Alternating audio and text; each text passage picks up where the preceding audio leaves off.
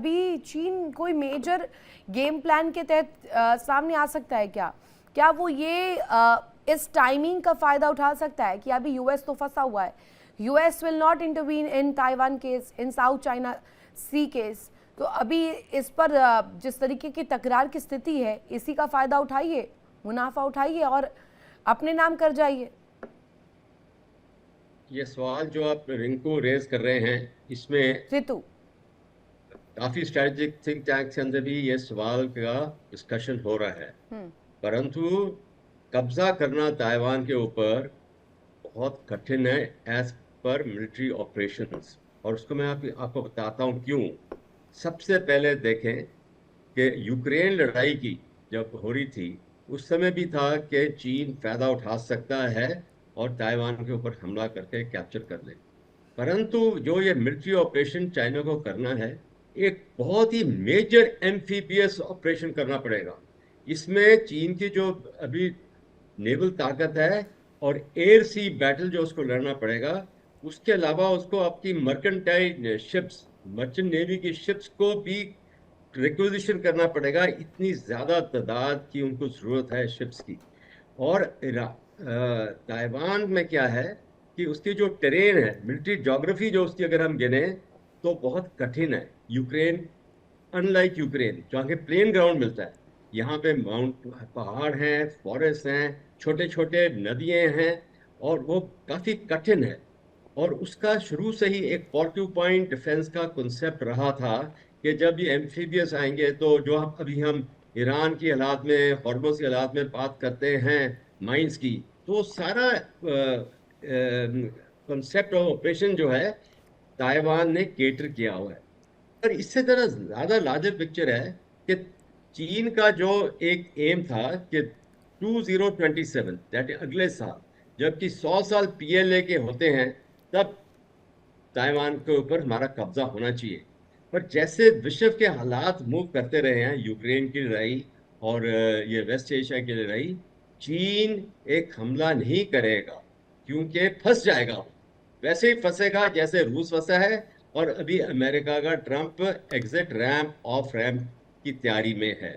तो ये, और चीन एक बड़ी मैच्योर तरीके से पेश आ रहे हैं कि इस समय दोनों लड़ाई, वेस्ट एशिया और यूक्रेन की, वो तमाशा देख रहे हैं, और उन्होंने कोई हाथ आगे नहीं बढ़ाया, सिवाय कि उन्होंने अपने यूएन सिक्योरिटी काउंसिल में वीटो किया था ये जो हॉर्मुज स्ट्रेट का खोलने का। और वो भी उसको फायदा है, बेशक ऑयल सप्लाईज बंद, उनके लिए बंद हुए हैं, पर उन्होंने लंबे घोड़े की दौड़ खेलते हुए वहां पे सोचा कि वीटो हमारे लिए बेस्ट कंसेप्ट है, अमेरिका के लिए नहीं है। वो पेट्रो डॉलर्स का उनको लॉस हो रहा है। तो इसलिए चीन के हम अगर सोचे उन्हें करना है, वो मैं नामुमकिन समझता हूँ इस समय कोई ऐसा मौका इस्तेमाल करे।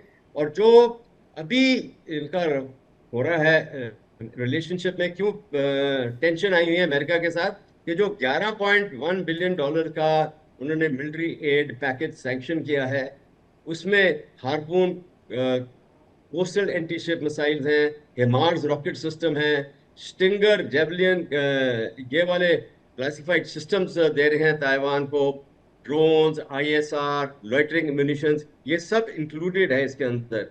और F-16 जो उनके पास है, उसकी सस्टेनमेंट या उसकी म्यूनिशंस, एमुनिशन वगैरह प्रोवाइड करना, ये सारा उस पैकेज डील के अंदर है। और उन्होंने वो भी उसको एक तरह का रेज किया, उसका लेवल उन्होंने रेज किया है कि वो अभी जो उनका एक पीडीए सिस्टम होता है, वो उसको इस्तेमाल कर रहे हैं, प्रेसिडेंशियल ड्रॉ डाउन अथॉरिटी, उसके ऊपर ताइवान को उन्होंने एक्सेप्शन करके दे रहे हैं। और दूसरा है कि फॉरेन मिलिट्री फाइनेंसिंग कर रहे हैं ताइवान की। तो देखिए, अमेरिका के लिए बोलते हैं कि ताइवान एक अनकॉन्करेबल कैरियर है, एयरक्राफ्ट कैरियर, उसको गवा नहीं सकते, क्योंकि वही एक बेस है साउथ कोरिया के साथ ईस्ट चाइना सी में, जापान को मिलाते हुए, कि चीन के ऊपर वो अपनी निगरानी और कंट्रोल कर सकते हैं। तो इसलिए चीन मेरे विचार के मुताबिक इस समय सिर्फ जियो पॉलिटिकल मूवमेंट करेगा, स्ट्रेटेजिकल मूवमेंट करेगा, मिलिट्री हरकत नहीं करेगा। इश्यूज रेज करते रहेंगे, परंतु वो अपना टाइम बाइड करेंगे। ठीक है, विराट मिश्रा जी हमारे साथ कनेक्ट है। विराट जी, ये बताइएगा कि ईरान और चीन, अभी ये दोस्ताना कहीं दुनिया में बहुत बड़ा खेला तो नहीं लाएगा? अभी जैसे सर बता रहे थे कि हथियारों की जो सप्लाई अगर चीज़ें मैनेज हो रही है, चीन इनडायरेक्टली डायरेक्टली किसी भी तरीके से यहाँ पर सप्लाई चेन को, ईरान को बूस्ट कर रहा है। अब अगर इस सिचुएशन में, इस स्थिति में अमेरिका को वो भी तो पता होगा कि अभी चीन अंदर खाने से किस तरीके से मदद कर रहा है। अब इसे काउंटर करने के लिए यूएस के पास क्या रास्ता बचता है? इस दोस्ताने का हल क्या है?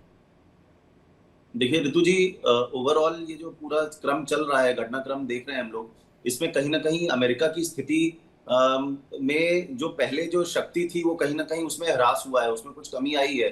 इनके आपने भी दिखाया अपनी रिपोर्ट में कि इतने सारे वेपन सिस्टम्स हैं, उनकी जो मिसाइल्स हैं उनमें कमी आई है। और कहीं ना कहीं चीन को भी अपना चांस दिख रहा होगा ताइवान के हिसाब से। अभी जनरल सर ने ये बात कही कि अगले साल 100 साल पूरे हो जाएंगे पीएलए के, उसके एग्जिस्टेंस में आने के, जो चाइना की डिफेंस फोर्स है। और कहीं ना कहीं शी जिनपिंग को भी इतिहास में अपना नाम बनाने का एक इच्छा है, कहीं ना कहीं वो दिखती है। लगातार उन्होंने ताइवान को छेड़ा है पिछले कई सालों में, उनके स्ट्रेट के आसपास उन्होंने कई सारे मिलिट्री ड्रिल्स करी हैं, बहुत सारी चीजें करी हैं। तो कहीं ना कहीं चीन के मन में भी ये चीज है कि किसी न किसी तरीके से ताइवान को अपने कब्जे में लिया जाए। और वो लगातार ये कहता आया है कि ये वन चाइना पॉलिसी है, हम ताइवान को अपना हिस्सा हमेशा से मानते आए हैं। और ताइवान ये लगातार मना करता रहा है और वो कहता रहा है कि हम एक इंडिपेंडेंट कंट्री हैं। अगर आप ताइवान को देखेंगे तो ये कहीं ना कहीं ओवरऑल बहुत ही जबरदस्त लिविंग स्टैंडर्ड वाला देश है। वहां पे 2 बार मैं गया हूं और मैंने देखा है खुद की आंखों से कि किस तरीके से लोग रहते हैं, उनके जो लिविंग स्टैंडर्ड्स है वो काफी हाई है। और जो इनका डेट टू जीडीपी रेशियो है वो भी बहुत ही हेल्दी है। तो इनका जो पूरा जो क्रम है, जिस तरीके से ये लोग रहते हैं, वो बहुत ही उच्च कोटि का रहना है। और साथ में इनकी जो टेक्नोलॉजी है, जैसे वहां पे जो टीएसएमसी है, जो कि आपके जो सेमीकंडक्टर इंडस्ट्री है, उसका लगभग 90% पर कब्जा ताइवान के जो सेमीकंडक्टर्स हैं उनका है दुनिया में। और इन्हीं के द्वारा जो चिप्स बनाई जाती हैं, उनसे ड्रोन्स बन रहे हैं। आपको एक इंटरेस्टिंग बात बताता हूं, पिछले 2 महीने में जनवरी फरवरी मार्च तक लगभग 1 लाख ड्रोन सप्लाई करे हैं, बेचे हैं विदेश में ताइवान ने। तो इनकी जो स्ट्रेंथ है वो बहुत अलग आला दर्जे की है। और कहीं ना कहीं चीन इस बात से लगातार डरा भी रहा है। पर जो चीन की जो मिलिट्री स्ट्रेंथ है, जो पीआरसी जिसे हम कहते हैं, पीपल्स रिपब्लिक ऑफ चाइना की जो मिलिट्री स्ट्रेंथ है, वो एक मैसिव इंडस्ट्रियल स्केल मिलिट्री है। 22 लाख की फौज है, बहुत जबरदस्त बड़ी फौज है, जिससे वो ताइवान को कैप्चर करने में इस्तेमाल कर सकता है। कठिन होगा अगर हमला होता है अगले साल या उसके अगले साल।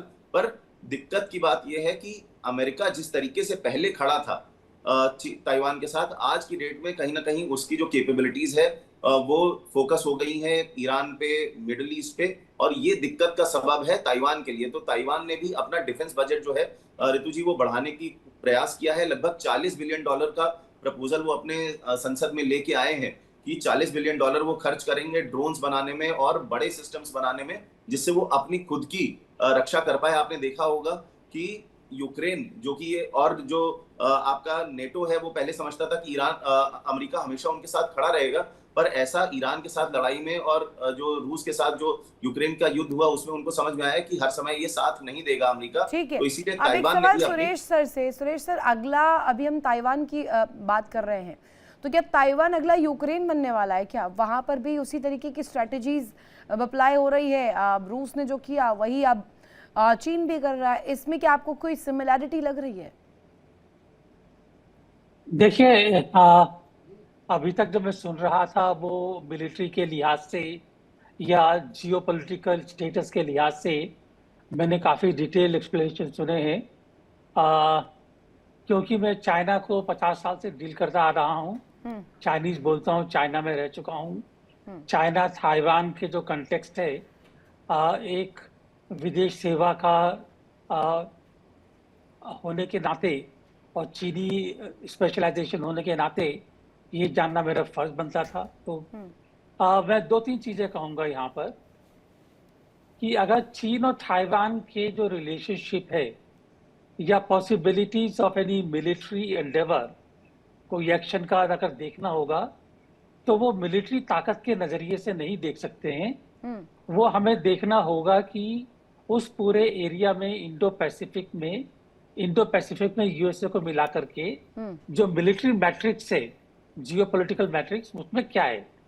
पहली बात तो यह है कि चीन का अनाउंस्ड एम है कि बाय 2049 चाइना का रीयूनिफिकेशन ताइवान से हो करके रहेगा। ओके देखिए, यहाँ पर लफ्ज इस्तेमाल किया गया है रीयूनिफिकेशन, और रीयूनिफिकेशन में ये नहीं कि ताइवान के ऊपर कब्जा करना है। उस रीयूनिफिकेशन में चीन का स्टेटेड एम ये है कि अगर रीयूनिफिकेशन शांतिपूर्ण तरीकों से हो जाता है तो अच्छा है, लेकिन अगर शांतिपूर्ण तरीकों से रीयूनिफिकेशन नहीं होता है तो चाइना मिलिट्री को इस्तेमाल करने से हिचकिचाएगा नहीं। ये उसके लफ्ज है ये। तो क्या चीन इस्तेमाल करेगा? आपने देखा होगा कि पिछले कुछ सालों में ताइवान और चीन के बीच में आवागमन भी काफी हुआ है, बिजनेस रिलेशंस काफी बड़े हैं। चीन जो ताइवान की सेमीकंडक्टर इंडस्ट्री है उसमें चीन का भी इन्वेस्टमेंट है, और ताइवान की काफी सारी इन्वेस्टमेंट चाइना में है। तो ताइवान और चाइना के जो लिंक्स हैं इतने पक्के और मजबूत हैं कि हमला करने की स्थिति में एक को नहीं, दोनों को ही नुकसान होगा। तो हमला करने से पहले या कोई मिलिट्री एंडेवर करने से पहले दोनों ही अच्छी तरह सोचेंगे। एक तो बात ये। दूसरी बात, अमेरिका, अगर अमेरिका की स्टेटेड पॉलिसी है कि अगर ताइवान के ऊपर कोई हमला होता है तो वो ताइवान की रक्षा के लिए आगे आएगा। वो करता है या नहीं करता है बात अलग है, लेकिन अगर यूएसए ताइवान की रक्षा के लिए आगे नहीं पर आता है। सवाल तो वही है ना कि अगर एक्चुअली में ताइवान इंडिपेंडेंट है तो चाइना उस पर अपना दावा क्यों ठोक रहा है इस तरीके से और इस बुलंदी के साथ कि रीयूनिफिकेशन होना चाहिए ताइवान का। अक्सर कंप्लीट कीजिएगा, एक बड़ी खबर, उसके बाद वापस आ रही हूँ आपके पास माफी के साथ। ईरान की अमेरिका को बड़ी चेतावनी। इस बीच ईरानी संसद के स्पीकर गालिबफ का बयान सामने आया। दोबारा जंग हुई तो लौटने का रास्ता नहीं मिलेगा, हालात बिगड़े तो लौटने का दरवाजा बंद हो जाएगा, सारे दरवाजे बंद हो जाएंगे। और यही इस वक्त सबसे बड़ा स्टेटमेंट ईरानी संसद के स्पीकर गालिबफ द्वारा दिया गया है। दोबारा जंग हुई तो वापस से आप इसे कंपेंसेट भी नहीं कर पाएंगे, लौटने का रास्ता भी नहीं ढूंढ पाएंगे, हालात बिगड़े तो वापस से बैकडोर आपको कोई मिलने नहीं वाला है। अब गालिबफ के इस स्टेटमेंट पर भी जरा सुरेश सर कंप्लीट कीजिएगा और बोलिएगा। वो कह रहे हैं कि अब अगर ये रास्ता बंद होता है, हालात बिगड़ते हैं, तो फिर इसके बाद कोई बातचीत नहीं होगी, फिर आप तो टेंस्ड सिनेरियो क्रिएट करेंगे और इसके बाद सिर्फ और सिर्फ विध्वंस आएगा। चलिए, पहले मैं जो ताइवान के बारे में मेरे 2 सेंटेंसेस जो रहते हैं प्लीज मैं पूरा कर लेता हूं। हाँ। तो अगर यूएसए ताइवान के प्रोटेक्शन के लिए आगे नहीं आ पाया तो जो यूएसए का जो सिक्योरिटी गारंटीज हैं आरओके के लिए, साउथ कोरिया के लिए और जापान से जो उनका सिक्योरिटी अलायंस है, वो सारा खतरे में पड़ जाएगा। तो एक तरह से पूरे इंडो पैसिफिक में, वेस्टर्न पैसिफिक में अमेरिका की हालत जो है, सिक्योरिटी बिल्कुल नीचे गिर जाएगी। तो मेरे ख्याल है वो खतरे की घंटी होगी और मेरे ख्याल है वो स्थिति उत्पन्न नहीं होने दी जाएगी। जहां तक मेरा अपना असेसमेंट ये है कि ताइवान और चाइना बाय 2049 कोई ना कोई अरेंजमेंट ऐसा उनका अपना होगा ताकि युद्ध की नौबत नहीं आए। इसके साथ ही साथ ताइवान और चाइना इकट्ठे होकर के, एक होकर के, नॉट एज वन कंट्री, लेकिन किसी अलायंस, कोई अरेंजमेंट होगा जिसके मुताबिक उनका जो ये जैसे हांगकांग का था कि 1 कंट्री 2 सिस्टम्स, तो कुछ ऐसा होगा जिसकी वजह से ताइवान और चाइना का तनाव आपस में कम हो सकता है, जहां तक मेरा अंदाजा है। तो सर ये तो फिर दोनों ही महाशक्तियां एक ही प्रयास कर रही है, अमेरिका भी वही कोशिश, चीन भी वही कोशिश, वही तो पावर गेम चल रहा है। तो फिर तो निपुण सर ये सवाल मेरा आपसे रहेगा कि ताइवान के ऊपर चाइना का जो क्लेम है वो हिस्टोरिकल है या उसके पीछे सिर्फ और सिर्फ पावर गेम है, पावर पॉलिटिक्स है?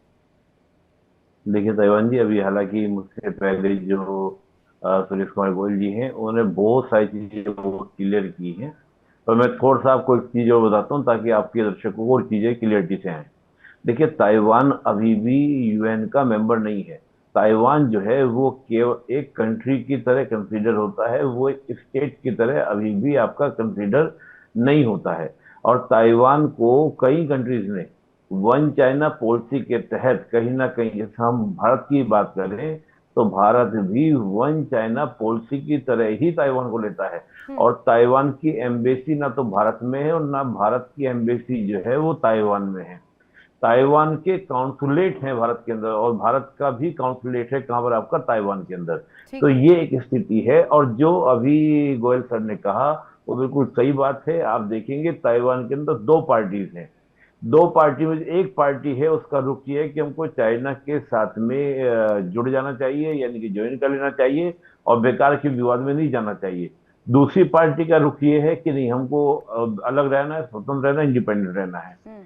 कमाल की बात क्या है कि अमेरिका वन चाइना पॉलिसी का समर्थन भी करता है और साथ में ताइवान की इंडिपेंडेंटशिप का भी समर्थन करता ठीक है। है। ये कमाल की बात है। और पावर स्ट्रगल तो है, पावर स्ट्रगल तो ईरान वाले मामले में भी है, पावर स्ट्रगल तो यूक्रेन वाले मामले में भी है। भाई यूक्रेन को बैकएंड सपोर्ट किसका था? अमेरिका नाटो का था। और यहाँ ईरान को जो सपोर्ट हो रहा है वो सपोर्ट पूरा पूरा चाइना और रशिया का है, नहीं तो ईरान इस दिन कैसे खड़ा रह पाता। तो ये जो पावर गेम, जो ग्लोबल पावर के इन्वॉल्वमेंट होते हैं वो अपनी अपनी पोजीशन को स्ट्रॉन्ग करने के लिए, और रशिया चाइना तो बार बार बोल रहे हैं कि हमको वर्ल्ड ऑर्डर चेंज करना है। जो अब प्रेजेंट वर्ल्ड ऑर्डर है वो अमेरिका लेड है, यानी कि अमेरिका के लीडरशिप नेतृत्व वाला है। हमें अपना एक दोबारा से यहाँ पे क्या लाना है, लीडरशिप को लाना है। ठीक तो है। चाइना इस मौके का फायदा ना उठाए ऐसा लगता नहीं है। लेकिन ताइवान वाले केस में ये बात बिल्कुल फैक्ट है कि ताइवान को लेकर मुझे लगता है कि एक कॉमन कंसर्न बन सकता है ताइवान और चीन में, क्योंकि अमेरिका की जो सिक्योरिटी गारंटी है उसको लेकर अब तो ईरान के बाद और भी ज्यादा क्या हो चुका है, लोगों के अंदर, देशों के अंदर उतना कॉन्फिडेंस नहीं है कि क्या वाकई में तो अमेरिका दुनिया हमको क्यों नहीं आ रही सिक्योरिटी है फिर देगा। एकजुट इसको लेकर होकर, एकजुट होकर फिर ताइवान के मुद्दे पर दुनिया क्यों नहीं आ रही है एक पेज पर? नहीं, देखिए क्या होता है ना रितु जी, हम एक बात, सिंपल सी बात समझिएगा जी। कि एकजुट होकर ताइवान के मुद्दे पर हम लोग, कौन कंट्री आएगा? अमेरिका आएगा। अमेरिका, आप सोचिए, भारत ही बहुत ज्यादा स्टैंड ले रहा है, लेकिन भारत भी अपनी ग्रोथ पे ध्यान दे रहा है। हाँ नाटो कंट्रीज का अपना एक स्टैंड है। जी। साउथ कोरिया को लेकर आप एक बार को बोल सकते हैं कि बात बन सकती है, लेकिन ताइवान को लेकर तो मैंने सिंपल कहा, दो वर्ड होते हैं, एक तो होता है कंट्री, एक वर्ड होता है स्टेट। ताइवान के लिए एक कंट्री वर्ड का यूज होता है, स्टेट वर्ड का यूज कोई करता ही नहीं है, क्योंकि ताइवान यूएनओ का पार्ट नहीं है। ताइवान की स्थिति वैसी है, अगर हम इसको लीगल टर्म में देखें, जस्ट लाइक पैलेस्टीन, पैलेस्टीन को भी एक कंट्री की तरह कंसिडर किया जाता है, स्टेट की तरह नहीं। तो ताइवान का कोज अलग है। मैंने जैसे कहा, भारत ही नहीं मानता है कि ताइवान को हम एक स्टेट की तरह कंसिडर करें। अगर ऐसा करते तो ताइवान की एम्बेसी होनी चाहिए थी भारत में, कॉन्सुलेट नहीं होने चाहिए थे। तो ताइवान ने जो अपनी इकोनॉमिकल ग्रोथ की है उसकी वजह से दुनिया जो है वो ताइवान की ओर अट्रैक्ट है, खासतौर से चिप वाले मैटर को लेकर, और कोई वजह ठीक नहीं है है। निपुण सर, एक बड़ी खबर आ रही है, उसके बाद वापस आपका रुख करूंगी। ईरान ने तेहरान का एयरपोर्ट खोल दिया है और इंटरनेशनल एयरपोर्ट इमाम खुमैनी को खोल दिया गया है। संघर्ष विराम के बीच एयरपोर्ट खोला गया है, यानी कि अब यहाँ से जो तस्वीर दिखाने की कोशिश है, संघर्ष विराम के बीच एयरपोर्ट खोल दिया गया है। इमाम खुमैनी को ओपन कर दिया गया इंटरनेशनल एयरपोर्ट्स। अब यहाँ पर ये इसको लेकर जानकारी मिल रही है कि इमाम खुमैनी वापस से रीओपन हो चुका है। ईरान ने तेहरान का ये एयरपोर्ट खोल दिया है। निपुण सर, अभी हम देख रहे हैं एक तरफ खाड़ी में भी बहुत तनाव है, बड़ी टकरार वहां पर हम देख रहे हैं। वहां पर हर बीतते पल के साथ कुछ ऐसी तस्वीर सामने आती है जिसमें कहा जाए दुनिया के लिए बहुत बड़ा प्रश्न उठ जाता है। अब इस बीच में निपुण सर, जैसा कि आप कह रहे थे कि अभी तक कंट्री के तौर पर हम लोग उसे एक्नॉलेज करते हैं ताइवान को, हमने आज तक स्टेट का जिक्र नहीं किया, या भारत ने भी इस तरीके से एक्नॉलेज नहीं किया है। लेकिन फिर अगर उसकी सेना अपनी, चुनाव हो रहे हैं, सरकार बन रही है, फिर क्यों नहीं, फिर पेच क्यों फंस रहा है? देखो रितु जी, क्या होता है कि हालांकि मुझसे बड़े ही सब लोग हैं और गोयल सर तो काफी अनुभवी हैं इन चीजों को लेकर, तो मैं उनकी बात को, वो तो खैर बहुत अच्छे से को बताएंगे। हम लोग पॉलिटिकल साइंस में कंसीडर करते हैं कंट्री को जिसका चार फैक्टर्स होते हैं। एक लैंड हो, उसके पास में जनसंख्या हो, सॉवरेंटी हो, और साथ में आपका क्या हो, गवर्नमेंट हो। लेकिन अगर इंटरनेशनल रिकॉग्नाइजेशन नहीं होता है तो उसको हम एज ए स्टेट कंसीडर नहीं करते हैं। तो ताइवान को एज ए स्टेट कंसीडर नहीं किया गया। 193 मेंबर जो है यूएनओ की, उसके आप लिस्ट निकाल कर देखिए, उसमें आपको ताइवान नहीं मिलेगा। और मैंने आपको एग्जाम्पल दिया, अगर हम किसी को स्टेट कंसिडर, हमें नहीं, दुनिया का कोई देश ताइवान को स्टेट कंसिडर नहीं करता। 2-4 स्टेट को आप छोड़ दीजिए, एक अफ्रीका का है, मुझे नाम नहीं ध्यान आ रहा है, ऐसे 2-4 देशों ने जरूर ताइवान को एज ए स्टेट कंसिडर किया, लेकिन पूरी इंटरनेशनल कम्युनिटी जब तक स्टेट कंसिडर नहीं करेगी तब तक वो स्टेट नहीं होगा और वो यूएन का पार्ट नहीं बनेगा। तो ये एक लीगल स्टेटस होता है, लीगल मैंने आपको बताई। अब ताइवान को लेकर जब आपने कहा कि कंट्री, तो इसका मतलब क्या है, जो चाइना ने कहा कि वन चाइना पॉलिसी, कि मेरी चाइना की पॉलिसी के अंदर ये ताइवान हमारा ही पार्ट है। चीन तो ये बोलता है 1949 से ही कि ताइवान को हम उस समय ऑक्युपाइड नहीं कर पाए, कब्जा नहीं कर पाए, लिहाजा वो स्वतंत्र रह गया, अलग रह गया, हम उसको अपने मिलाएंगे, वो हमारा हिस्सा है। कोई भी अगर ताइवान के साथ में एम्बेसी बनाता है तो ये सीधे सीधे चाइना की वन चाइना पॉलिसी या चाइना की सॉवरेनिटी को चैलेंज है। देखिए इंडिया डेली 24/7 अब आपके स्मार्ट टीवी पर। इंडिया डेली मौजूद है सभी डिजिटल प्लेटफॉर्म पर लाइव और लगातार। इंडिया डेली 24/7 हर दिन राष्ट्र को समर्पित।